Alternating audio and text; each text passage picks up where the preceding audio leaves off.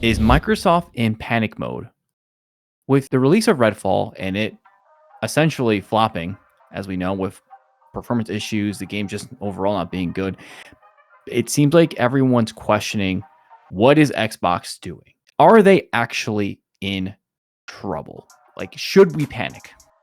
That's a loaded question. I think they have had a rough start to 2023. Okay, that's a good way of putting it. And everyone is questioning their decisions now. I feel like everyone's not as hopeful as they used to be.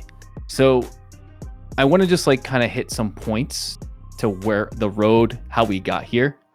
So a couple of things that are kind of against Xbox favor right now is we have the UK blocking the Activision deal. That's a big deal for Microsoft. That's huge, right? And we're not even like big WoW guys, big Blizzard guys. So, like, but that's still like, that puts a dent on what they can do. We talk about Redfall. Redfall is a mess right now, and that was supposed to be one of like their big exclusive titles, and everyone is basically saying, I can't even play this. Let's look at Halo Infinite's launch. It was bumpy to say the least, right? Halo Infinite was supposed to be this huge thing, and now people are struggling to kind of go back and play, and it's not the juggernaut that it, like, I guess I want to say it's not the household name that it used to be.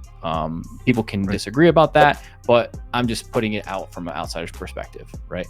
They did acquire Bethesda in last year in March, but we haven't really seen any fruits from that, right? We don't have Elder Scrolls 6. We don't have anything crazy like that. We don't have a Fallout, and there's no Gears of War 6. There's nothing there. So like exclusive wise, there's not much there. And then you look at Sony and Nintendo and what they're doing. They're blasting title after title after title of exclusives. They're like, this is why you got a Nintendo Switch. This is why you have a PlayStation 5. Why do I have an Xbox?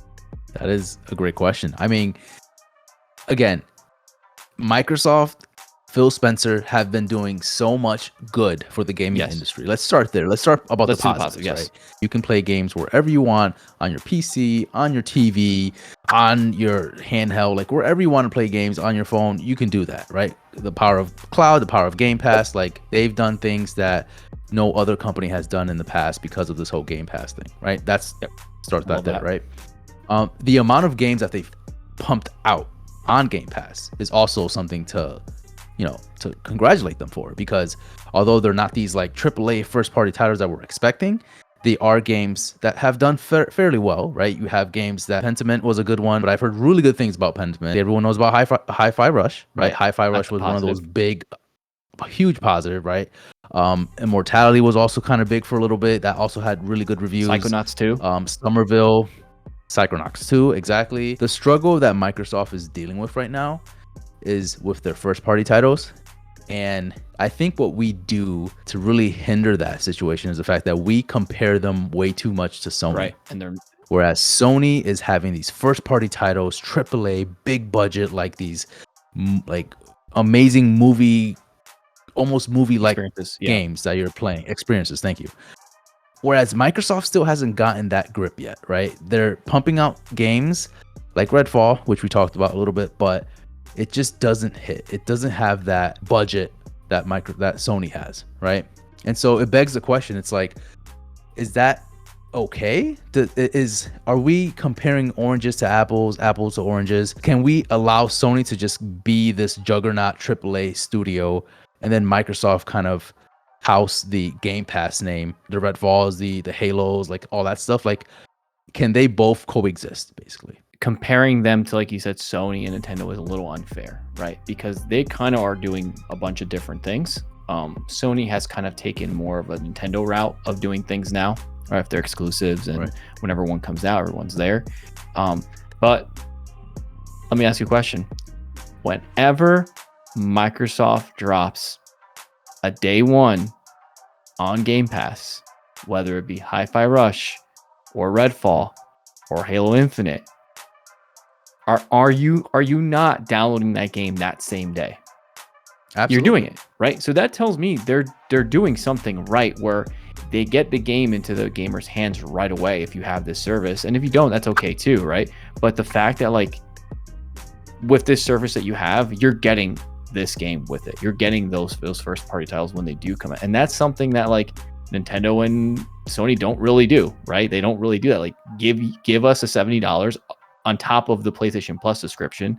So I think for everyone saying that like, well, Xbox is failing doing stuff. Yes, they're in a little bit of a I guess a bump in the road right now, right? A little bit the way it looks.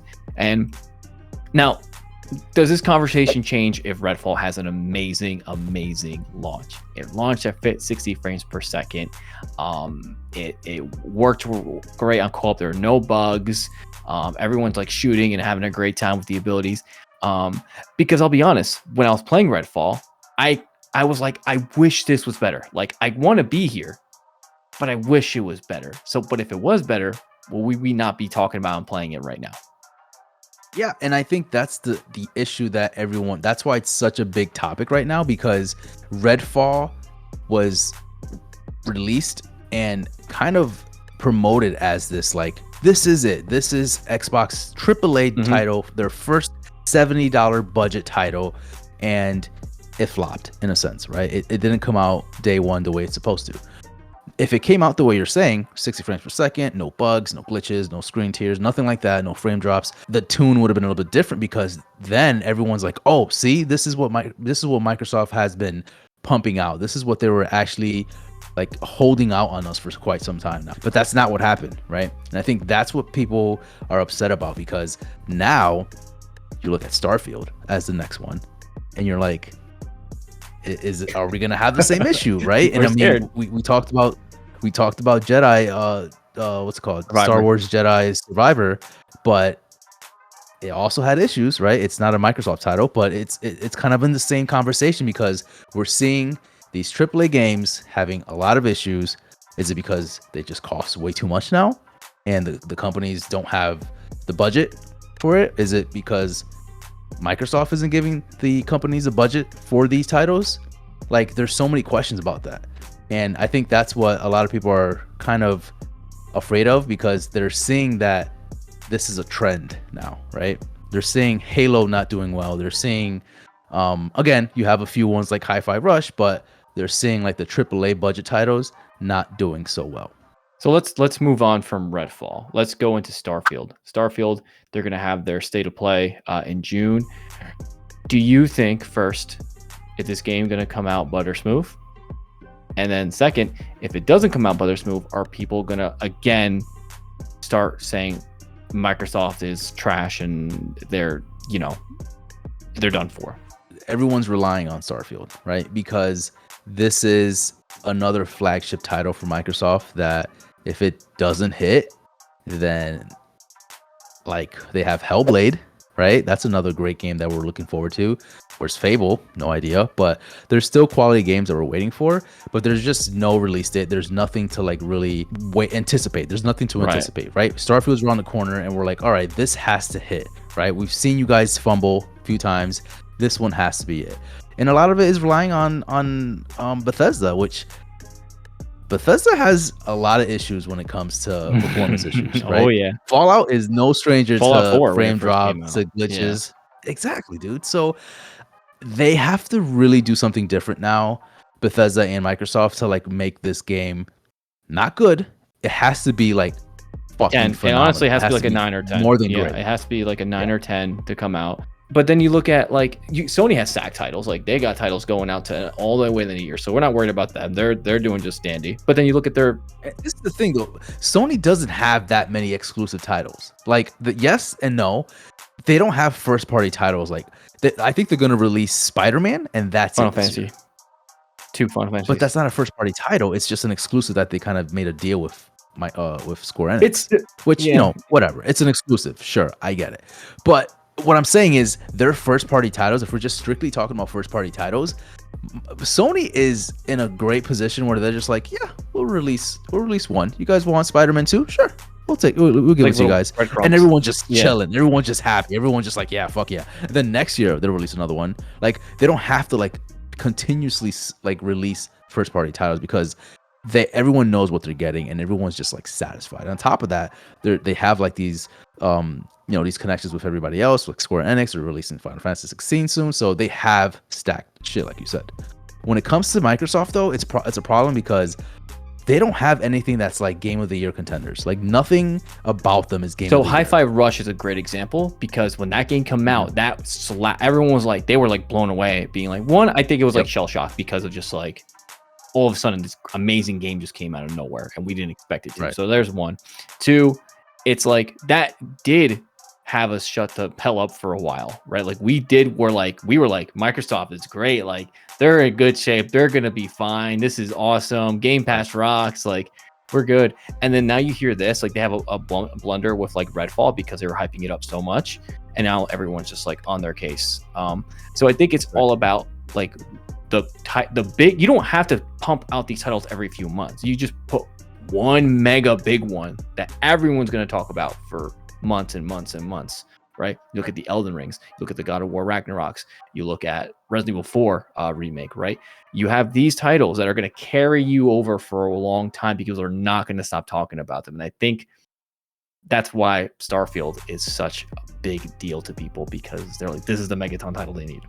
It's kind of weird. So like you said, everyone's kind of doing their own thing, right? I think Microsoft has an objective. They have a vision of like what Microsoft and Xbox looks like when it comes to Game Pass. That's like their big like thing, right? That's what they're pushing. That's what they want everyone to kind of gravitate towards, which makes sense. I get it. But do you really think Game Pass can hold them up for that long? I mean, Sony, right? They have it made. Nintendo has it made. They have their AAA first-party games cranking out these amazing titles. On top of that, they're transitioning over to the video game adaptation scene, right? Where you're seeing a lot of their titles kind of transitioning over to the big screen. That just brings Sony in everyone's face constantly in a rotation. You have video games that they see plastered about Sony.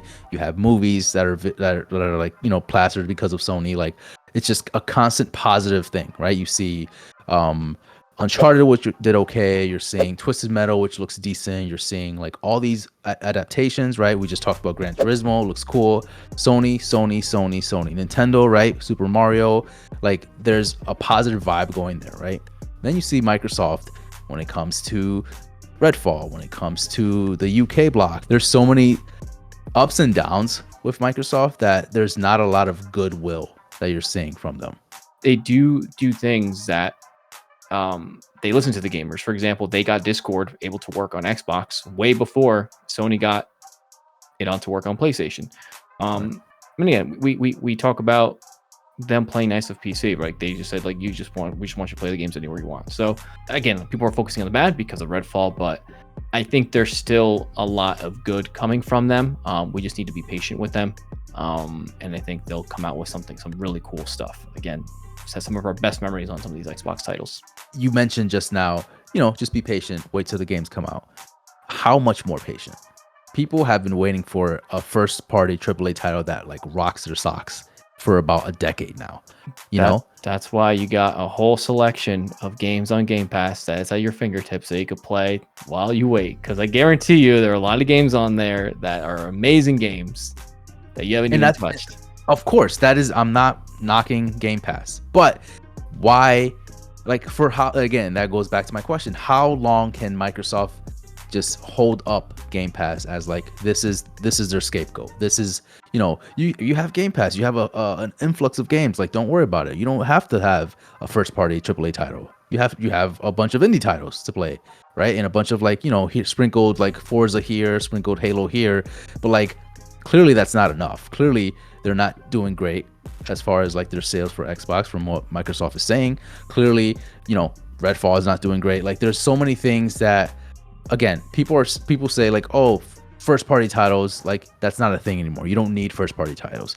Well, Sony begs to differ, Nintendo begs to differ, because those are the games that people buy systems for, right? You bought a PS5 to play PlayStation exclusives, right? Caleb, our friend, bought a PS5 to play PlayStation exclusives. No, you're 100%. You don't buy an Xbox to play their exclusives. You buy Game Pass, but how many times are you playing Game Pass to like really play like all the first party like Xbox exclusives? You don't play that. You don't really see that as often, right? You're not going to see Microsoft or Xbox titles on like, you know, Game of the Year. And regardless, Game of the Year is just like whatever. That's like fan made, whatever. But if God of War comes out, right, Ragnarok Game of the Year, or let's say God of War did win Game of the Year, and you see that plastered on like the box art, little Jimmy goes to GameStop and he sees God of War Game of the Year, they're more inclined to buy a Game of the Year than Redfall, right?